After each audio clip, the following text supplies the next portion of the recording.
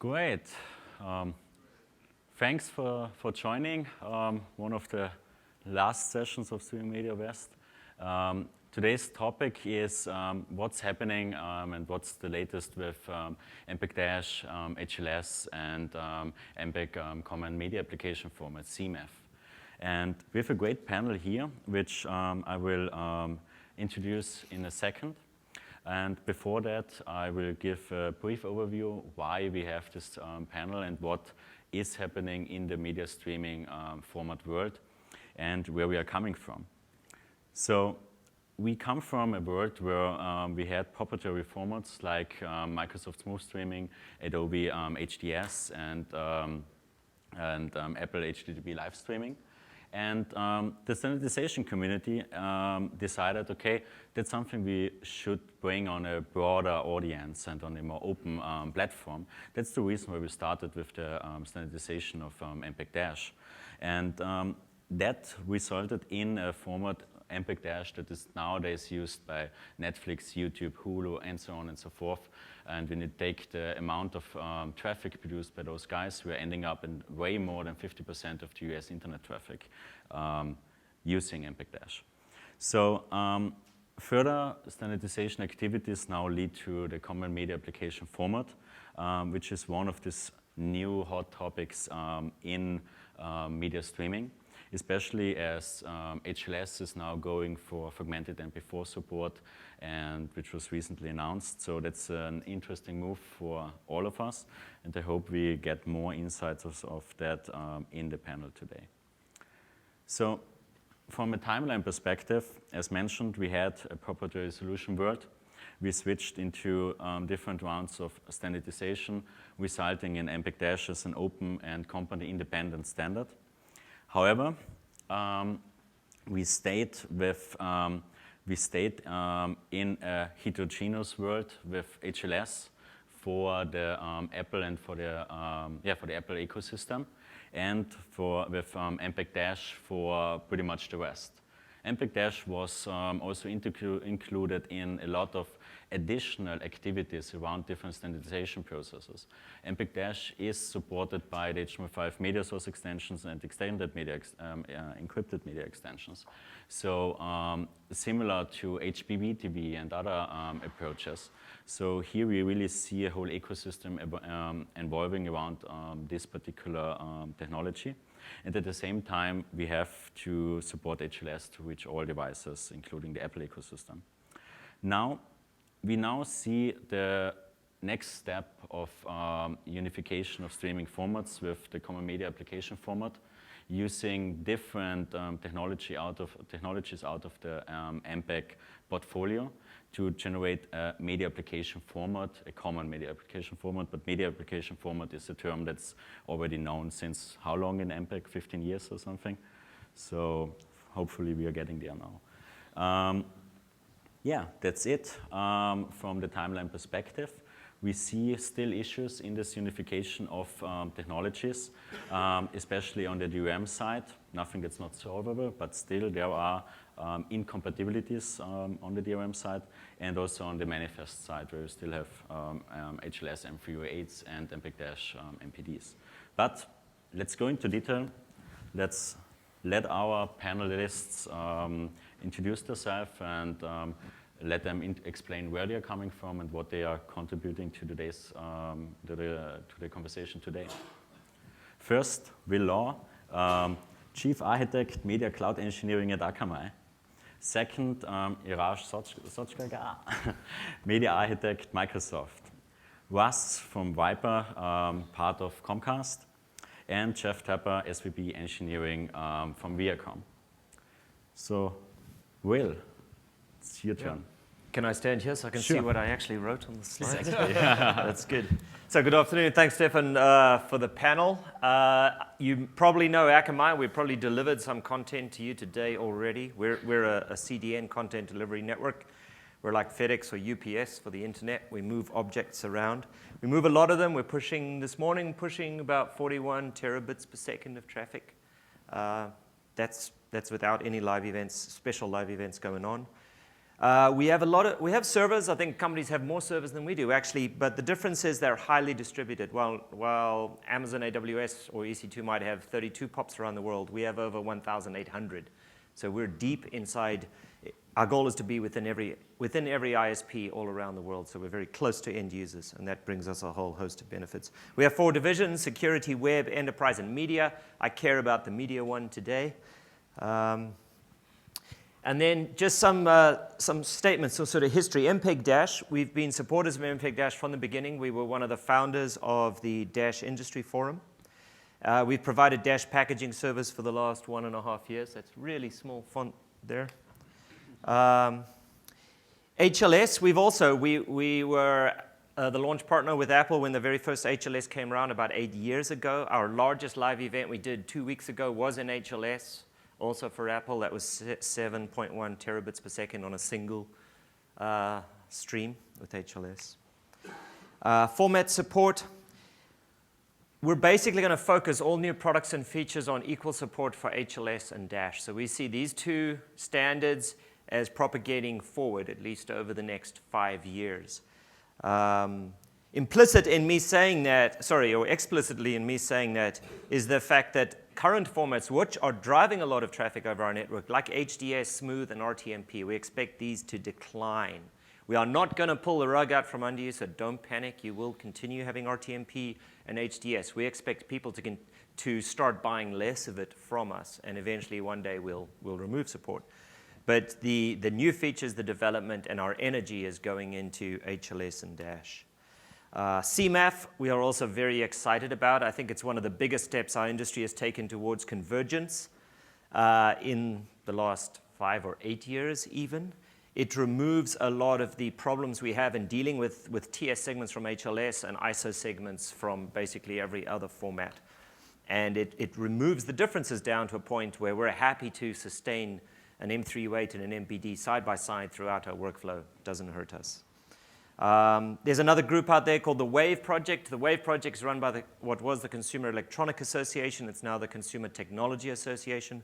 This is a group that's trying to remove the remaining problems from OTT. We want to make it so that you can package one silo of content, have it play on all devices, and when it plays on those devices, have it play in an HTML5 environment.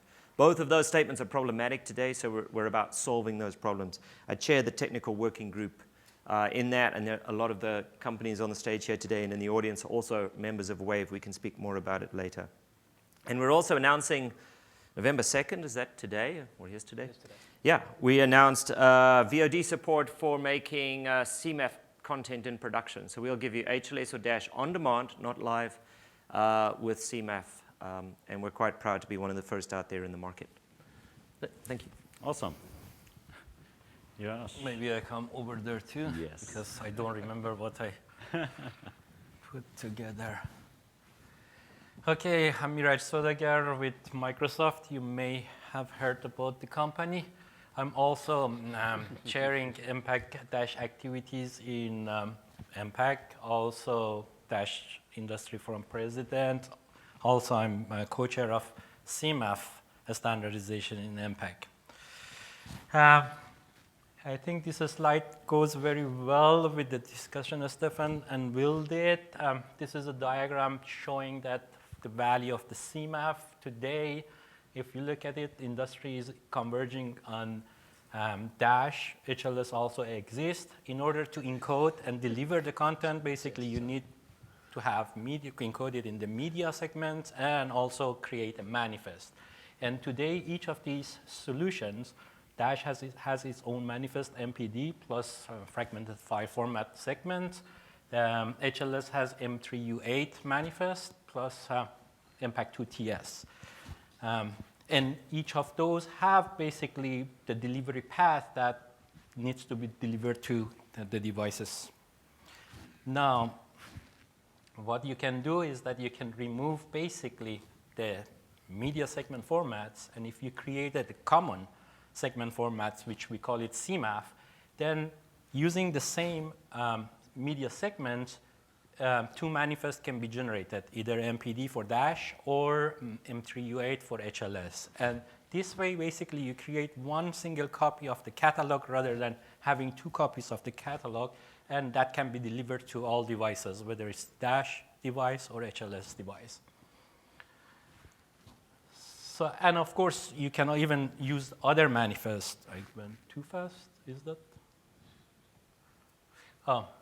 So for Microsoft, Dash is important because it provides solutions for advanced use cases. It enables some of the use cases that we could not do it before. For instance, live streaming with targeted ad insertions, robust streaming when, for instance, one of the encoders goes down and you have gaps and you want to bring it back another encoder and signal those gaps in the streaming. Multi-DRM, and of course, annotations of the content. If you look at Dash manifest, it has a very powerful tools for annotating different aspects of the content, whether it's accessibility, whether basically the descriptions of each media component, or for instance, multi-view, even for the VR and so on. CMAF, the value of it, we call it Dash-ready segment format. As I show it, basically the same content created for CMAF can be basically delivered through using Dash. And of course, it creates, hopefully, a single content catalog for both Dash and HLS.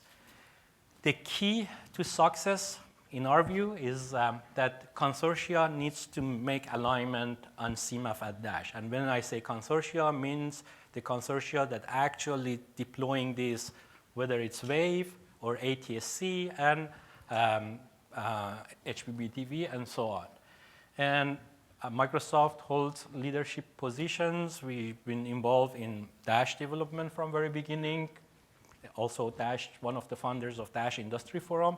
And of course, we are involved in CMAF and Wave project. Thank you. Guess we're following lead, so yeah. I'll do the exact same thing. So my name is Rustam Hashim Khajayev, but please don't call me that. Call me Russ. Nobody can pronounce it ever. I am part of Comcast, specifically Comcast Viper. Just a quick little introduction about Comcast Viper. So Comcast, to give you a little bit of background, we deliver video to a lot of different people within the US. Comcast used to integrate a lot of different pieces from a lot of vendors, and about 5 or 6 years ago, Comcast Viper came around, which is part of the Comcast Video organization. And we started building a lot of these components. So as this diagram you can see here, it's actually a lot of these components are built in-house. And we're trying to change how video is delivered to customers. And that's going away from QAM modulated signal and doing it over IP. My personal in charge of the player platform, which is the video playback for all the different devices, everything from iOS, Android to COAM devices, so such as TVs, smart TVs, all the way to our set-top boxes. So kind of going into, and by the way, I'm hoping these slides will be available, so if anybody's ever interested in the architecture, feel free to ask me questions offline. CMAF, Dash, and Viper, and by Viper I mean Comcast, of course. Why are we trying to work on Dash? Currently Comcast is delivering all of its video via HLS. We just decommissioned HDS very recently. The reason why we're trying to actually, and we're supporting Dash through many different methods, either through W3C or Wave. Comcast is involved in all of those. But we're trying to simplify our architecture. When you have multiple formats that you have to support, HDS, HLS, Smooth, Dash, architecture gets complicated fairly quickly. We want to do a single flow of content origination, as Raj and Will also discussed about this. It's a pain when you have to transcode and get everything prepared for multiple formats and package them in different ways. And of course, on the CDN, especially on Will's sides, it's optimizations. You don't have to now cache multiple sets of the same files over and over and over, even though they're slightly different. A little bit going forward, we do need to support multi-DRM support. Once again, not all devices support the same pieces of DRM. Some use PlayReady, some use Widevine, some use other DRM, so Dash allows for those kind of capabilities. We do have, some companies don't have to do advertisements. We do have to do advertisements, and unless you have the full capabilities of something like Dash, there are certain things that you just can't do with advertisements, not just for linear, but for VOD, for hot recordings, for CDVR, cloud DVR. Advanced playback features. There's a lot of interesting things when you're trying to convert users from going from QAM and getting used to set-top box and how things are done in video. So one example is smooth trick play. You're probably used to sitting on your remote and clicking that trick play button, and you see that smooth transition of iframes. It's a lot harder to do that in IP video than it is to do in QAM. So certain things, as we work towards these things, it makes it a little easier. Oh, and for some reason, I have a duplicate for single flow content origination. But as I said, for Comcast, it's extremely important for us because we want to deliver video to as many devices as possible and do it as smoothly and provide the best experience. And by contributing to all of these different specifications and kind of coming to a single place, it makes life easier for everybody, and Comcast included.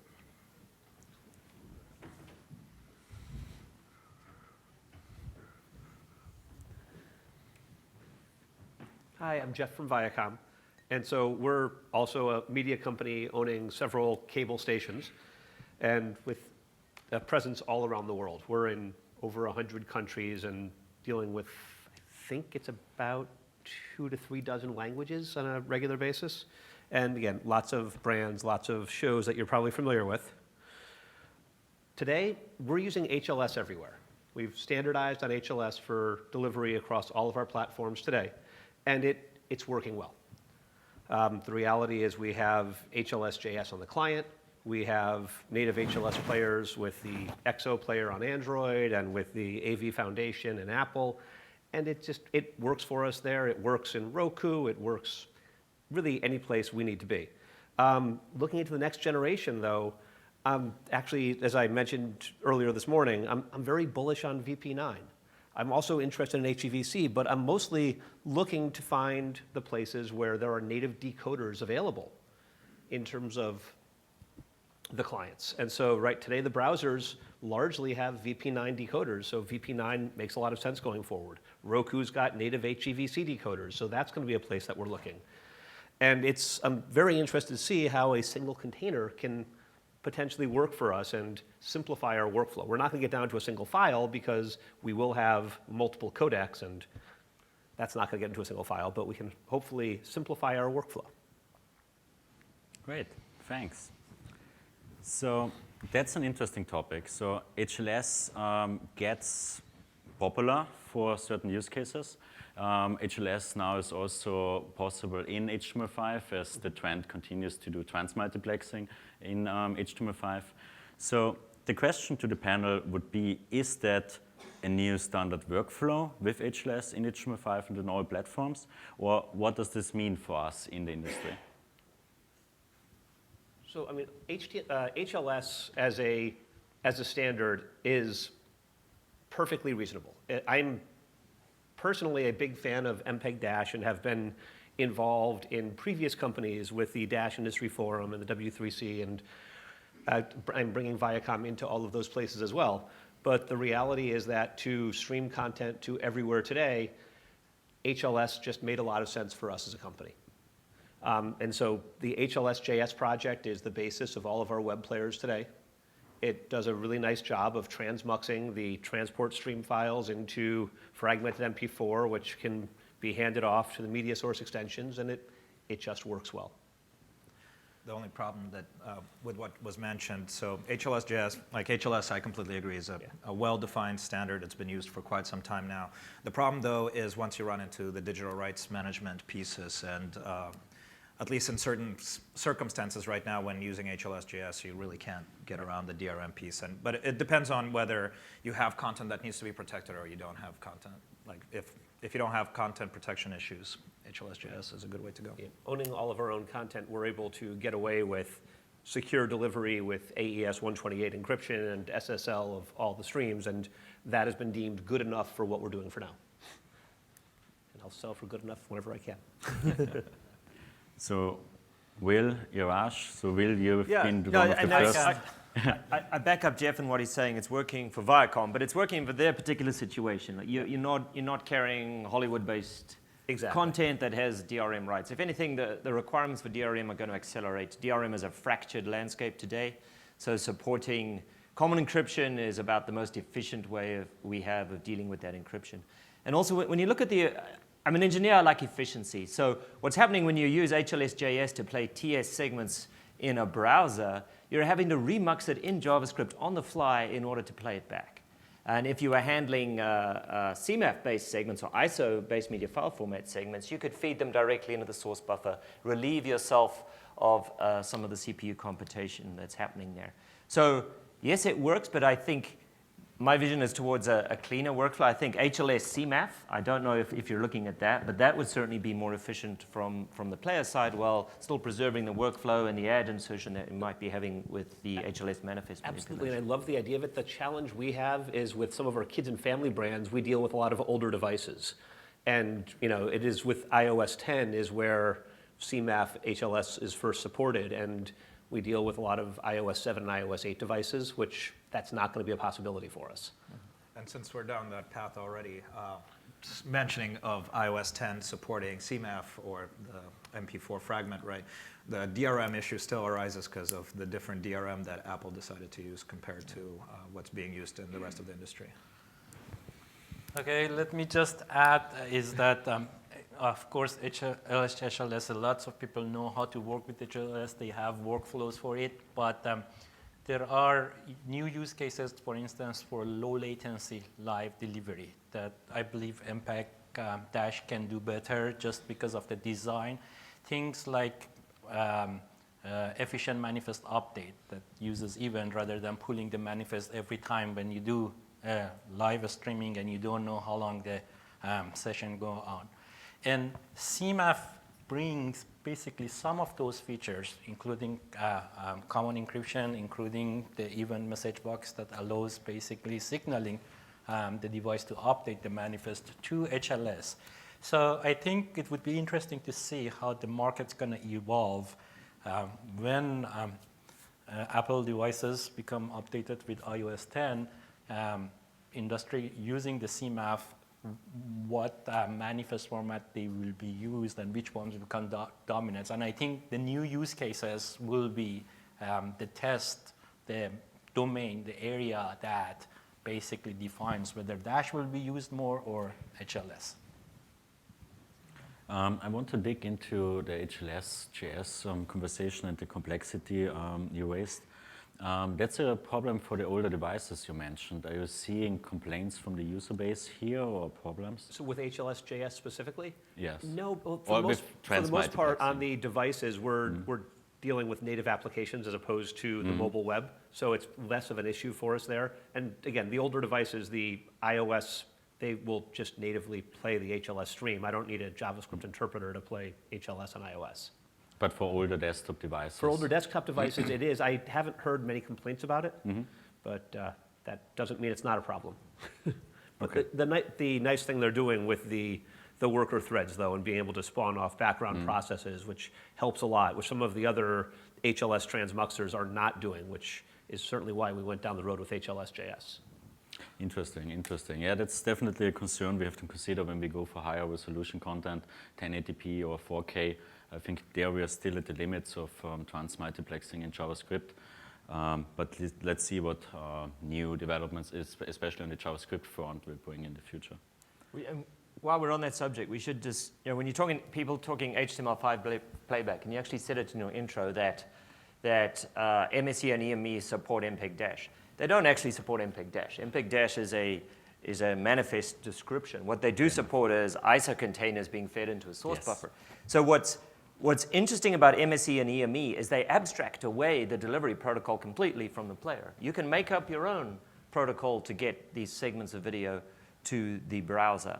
It's up to you, and if you don't have to use HLS, you don't have to use Dash. Exactly. And then, so it provides a nice decoupling between the device and its media playback and the protocol used to describe the segments that the player requests. Just a clarification, when you are talking about delivery protocol, you mean the manifest format? Yes, man, I must be careful. Not Not the HTTP 1, media HTTP for 2, segment TCP, format, or yeah, UDP. exactly. Yeah. Too many careless words. And then there's also type 1 implementations, which Yeah. Jeff was referring to in the W3C terminology, where it's a video element, it's HTML5, and you describe for the source, you give it a manifest. It passes the manifest, requests the segments, does the adaptation logic, and plays it for you all automatically. That's called type 1. Type 3 would be Your player takes care of all of that and simply hands the media segments in a sequential order to the MSE implementation.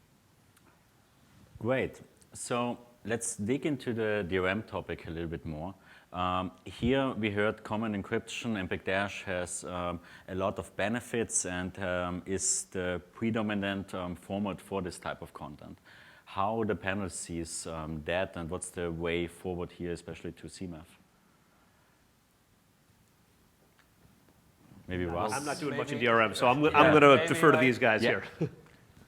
I was going to say the biggest advantage to us is that we could use multiple DRMs with common. The whole definition of common encryption. We could use multiple systems of DRM. We're not tied to a specific one because inevitably one of them will be compromised at one point in time. It allows you to switch to another one at any point in time.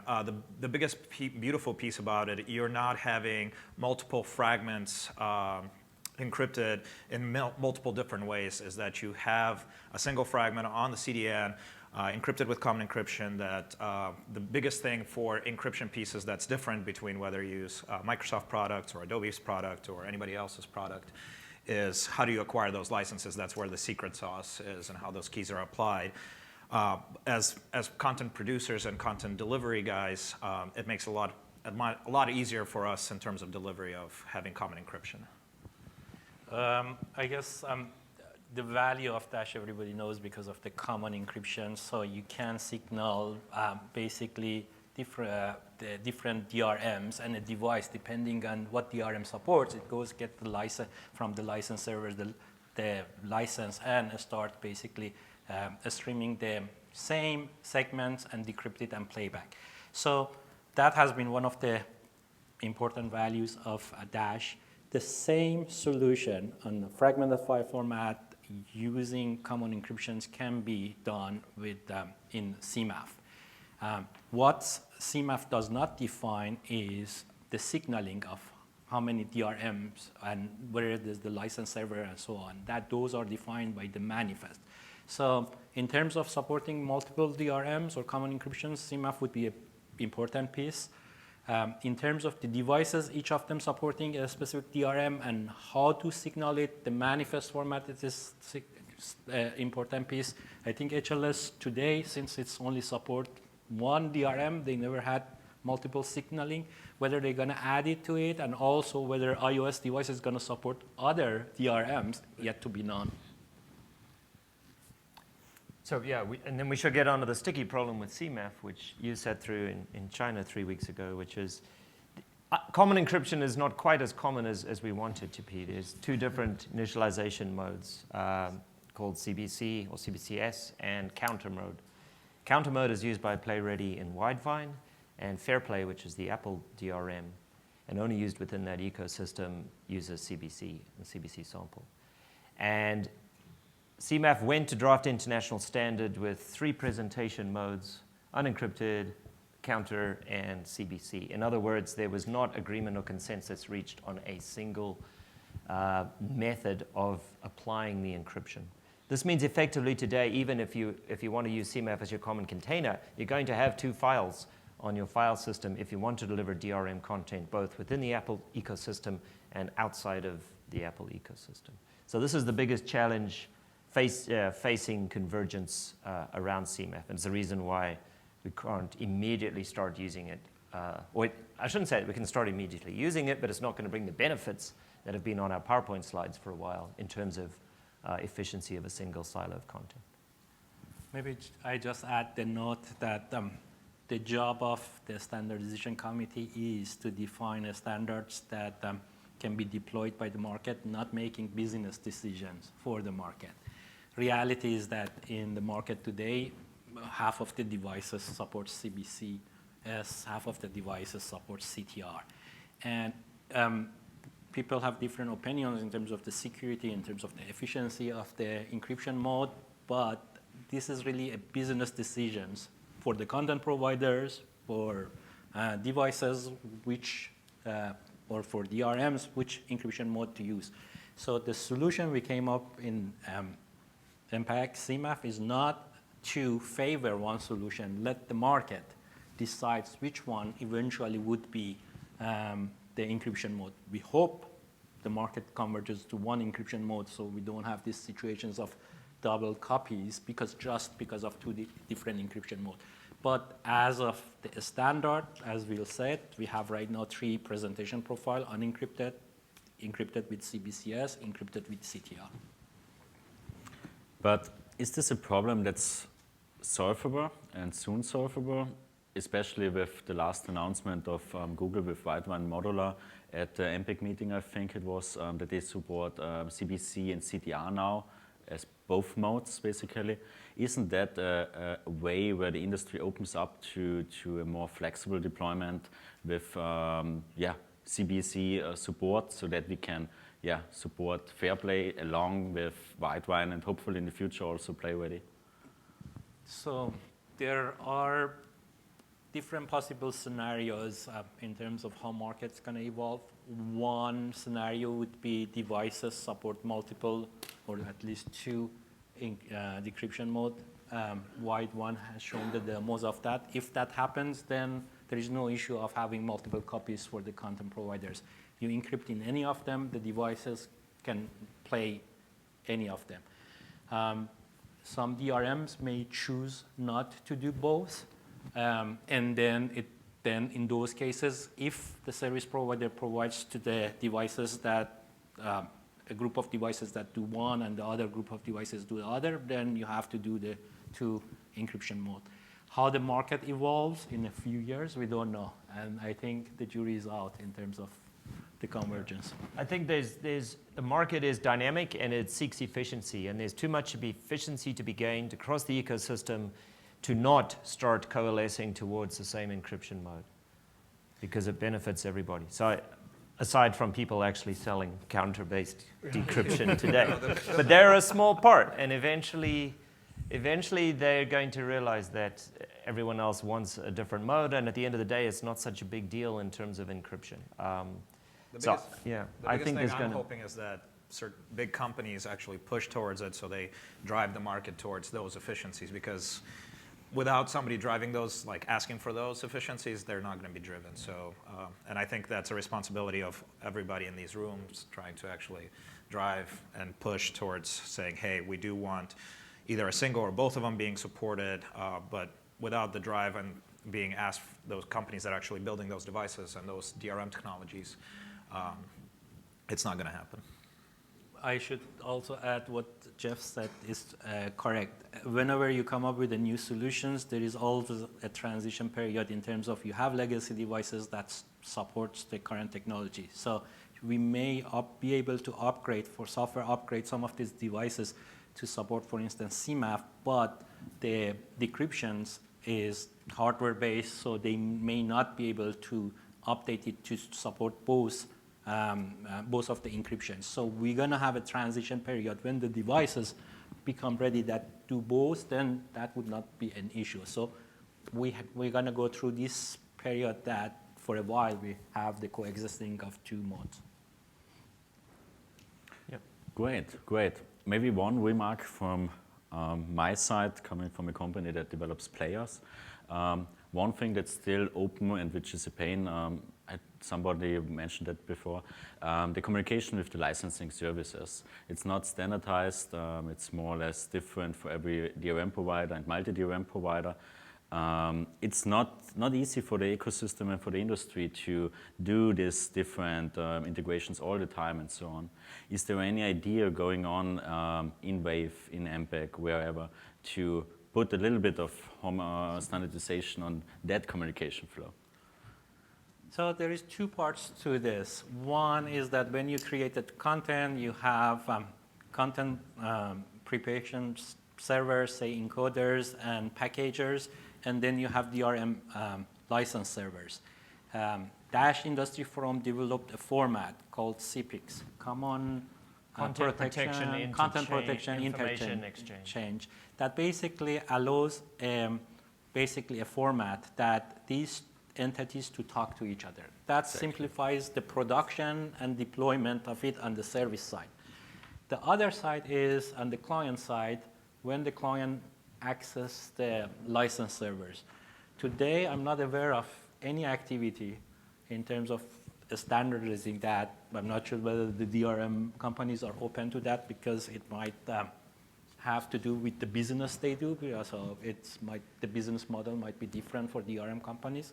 So I don't think, at least I'm not aware of any activity on that one. This is just a personal thought. That's where lots of the DRM services provide their secret sauce of how they transfer the license securely from server to client. And I highly, at least this is my personal opinion, is that it's highly unlikely that they'll sit down and say, hey, this is a secure way of transferring license servers. We're going to do it the same way. And this is how the extra data gets sent up to the license server. This is how the extra data comes back from the license server along with the keys. Unless the industry changes drastically around that, I don't think it will happen. Interesting. So leaving the DRM track a little bit for now, ad-supported content. So when we talk about ads and we talk about ad servers, typically HLS is here a dominating format. Although Dash has a lot of nice possibilities for ad-driven content. So what we will see in that particular space in the future, and what use cases and new scenarios we can expect. I love how Dash has multi-periods defined and allows us to have different types of content, and which I think has great possibilities for the advertising world. The challenge we have is the media source extensions just aren't flexible enough yet to allow us to create extra buffers ahead of time so we can seamlessly switch between the two. And so it's not a very clean transition right now when we're doing client-side ad insertion in the Dash world. So I think the server-side ad insertion is probably going to be in the short term until the next rev of the media source extension spec, or the next implementation of the browsers after the next rev of that spec, before that gets much better. And since you brought up server-side, so just to give a little bit of explanation, there are two methods of ad insertion, server-side and client-side. Server-side, of course, you alleviate the issues of any client-side buffers or creating multiple players and switching back and forth between them. Client-side, you have to solve all those problems. The problem is, once again, load. From server-side perspective, if you're doing some small server ad insertions, yes, you can send it to the server and be done. Sometimes for certain large media companies, Comcast included, we have extremely large scale for advertisements. And sometimes server-side works great, sometimes it doesn't. So from the Comcast perspective, we're focusing very heavily on figuring out how do we do client-side ad insertion, and that includes targeted client-side ad insertion, and that includes for both HLS and Dash sides of the house. And it's just, for certain things, we're still investing into server-side. There are still use cases where server-side can be used very useful. One such example would be devices that do not have client-side capabilities or do not provide APIs.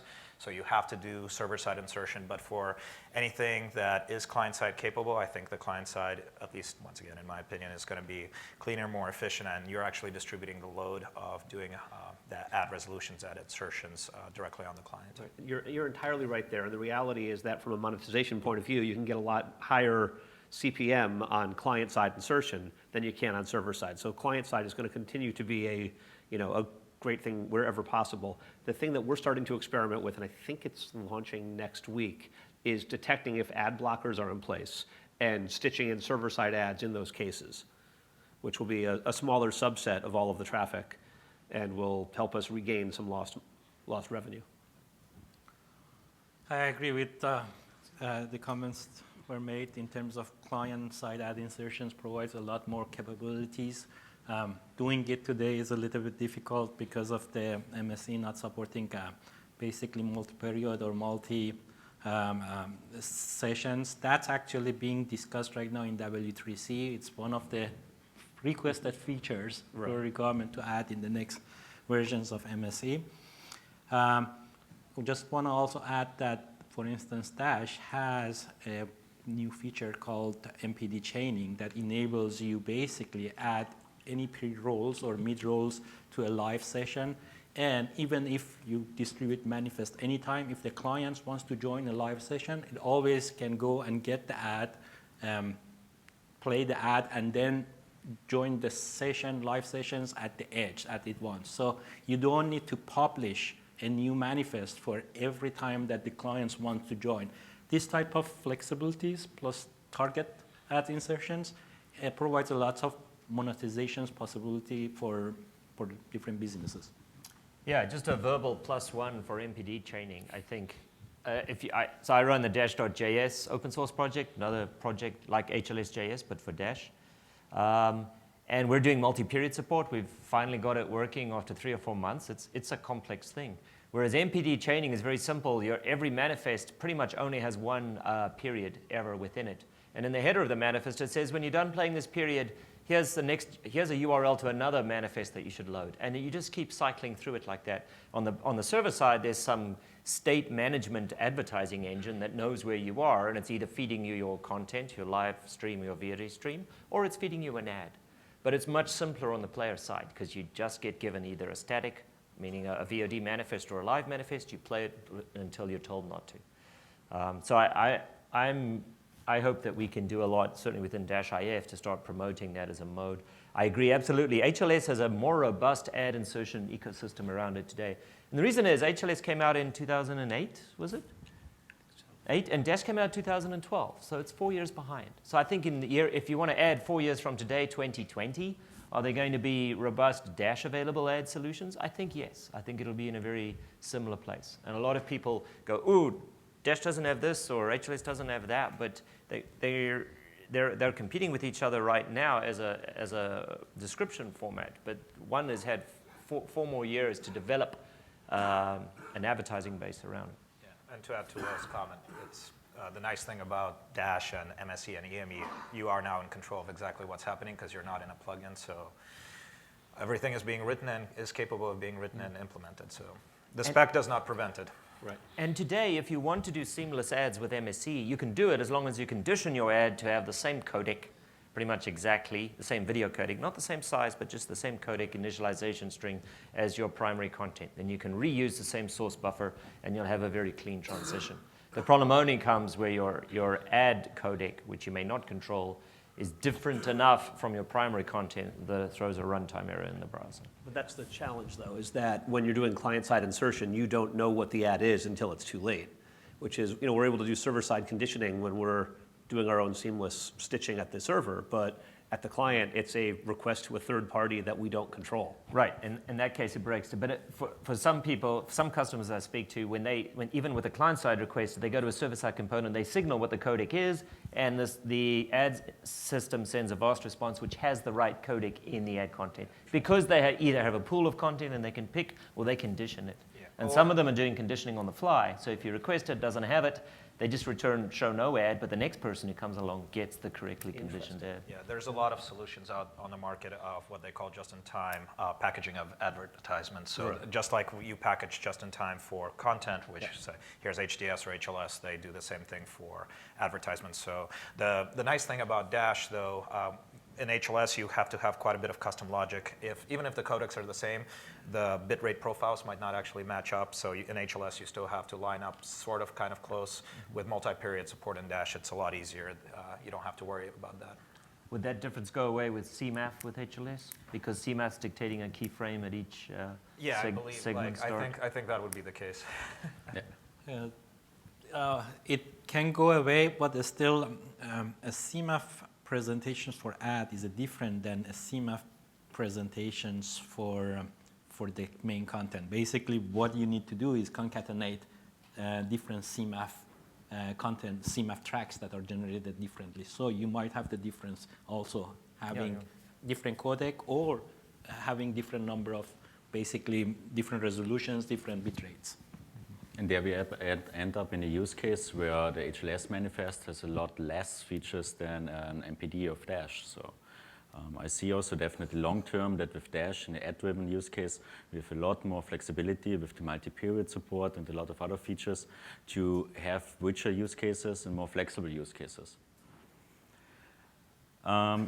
Great, so we saw, Dash, HLS, we see it tendency towards unification for DRM, where Dash has, with common encryption, a great basis. We see HLS, we see also the ad-driven use case with a lot of interesting potentials for MPEG-Dash in the future. Another form of content that's getting more and more popular, and it's maybe a hype topic, maybe not, is 360-degree. So how the panelists see this topic in terms of the compatibility to HLS and to MPEG-Dash today, and especially to more intelligent ways of delivering 360-degree content in the future. So maybe I take this. I don't know whether you guys attended the session before lunch about VR and the challenges VR. Basically, the main problem is that if you want to create high-quality VR and deliver it, you need lots of pixels, you need lots of bandwidth. So delivering the entire 360 video using the bandwidth we have today, it's not possible. You have to do it at a much lower quality. One way to do it is that instead of sending or streaming the entire 360 video, only you send the video that the viewer looks at it, basically the viewport that the user looks at it. Dash has a mechanism that allows tiling of the video to different tiles, and it signals in the manifest the locations of these tiles, how they are related with each other. So in the manifest, the client looking at the manifest and looking at when the user is looking at a specific viewport, it can only stream the tiles that builds that viewport. Therefore, it's much more efficient in terms of the bandwidth delivery, and it enables better quality. I think there have been lots of experimentation going using the tiling. Different companies are showing it. And also, MPEG is standardizing how to signal different attributes of the 360 video with Dash manifest. So.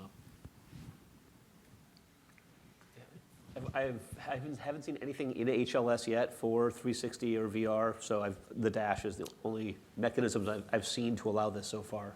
Yeah, and on the Akamai side, we're doing a bunch of VR projects now. They're pretty much all using Dash as the format descriptor to describe VR, just because it's a much more flexible container. You don't have a master playlist and then variants that you have to load to examine sub-features. You get everything in the one manifest. And I think the days of delivering VR today is it's being done just with a brute force 4K encode with equal quality density around the entire sphere. Those days are going to go away quickly. There's a lot of optimizations around frustum-based or cubic projections to improve that, but the approach that Iraj discussed, where you're loading just small little rectangles essentially to build up your world, or field of view-based adaptive switching, where you're loading a 360 view, but the encoding quality is optimized for the field of view and is poor everywhere else. Solutions like that are going to come to the fore. There's already a couple of those on the market. There were, in fact, at Edge 2 weeks ago, there were two companies two presenting side by side. So one of there. them was Harmonic, who are here, and TNO did a joint project with HEVC-based tiling, where they also took advantage of HEVC efficiency and encoding, being able to set tile-based constraints for encoding, and then they mapped that to the same tiles for delivery. And they were getting way below sub-second sharpening times as people switched. I think you guys are also doing the tiling. Exactly. And then you're doing tiling at the JavaScript Yes. level. Yeah, especially in HTML5 with JavaScript. Now also in some browsers, HEVC gets supported. Tiling requires HEVC as codec because HEVC supports tile-based tiling of the full frame, which H.264 doesn't necessarily do. So what you can do is you can wrap different parts of the 360-degree sphere, put these different tiles together to one decodable stream, and hand this to the encoder. And that's exactly what we do in JavaScript with Microsoft Edge as a carrier browser. And that will be something which we see more and more in the future to have a viewport adaptive frame, basically, which is then decoded at one time at the decoder of the browser and so on, because we don't necessarily want to have dozens or hundreds of parallel decoders in JavaScript or in general. So that's definitely something which is interesting to see in the future. Good. So I think we covered a lot of topics. We covered a lot of topics in a great detail. So I want to thank the panel and want to take the last minutes to enable questions from the audience.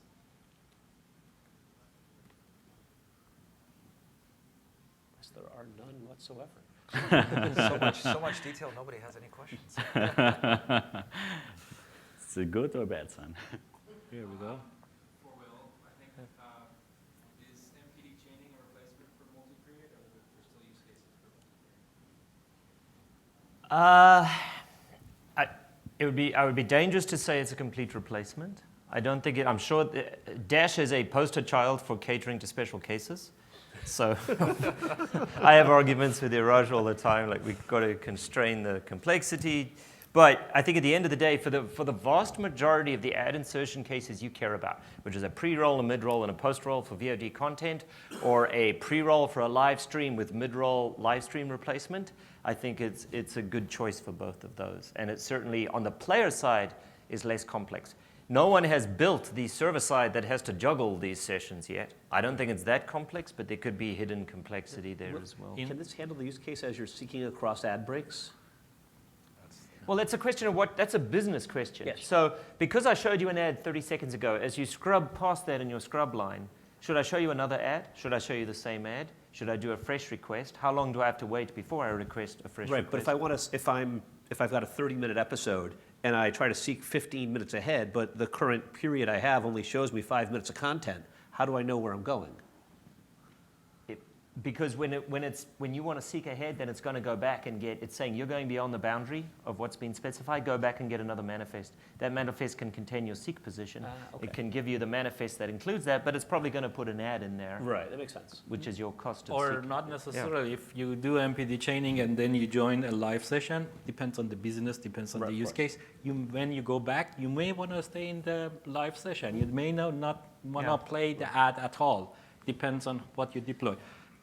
Also, we always have these discussions about MPD chaining versus multi-period. I think for server-side ad insertions, multi-period is actually much easier. MPD chaining provides very powerful tool for the client-side ad insertions, and it makes it simple. So I think both of them are viable solutions. I think there's use cases for both, and I don't think one will win over another, because as you said a little earlier, there's always special use cases of either thumbnail scrubbing or actual trick play or something like that, where you have to keep the exact record of what the ads were and you don't go back for the manifest, or you do go back for the manifest. Yeah. Great. Additional questions? Okay, so thanks again for the panel. Was one of the nicest conversations I had in a while. And you can grab the panelists afterwards if you have more detailed questions. And thanks for the attention.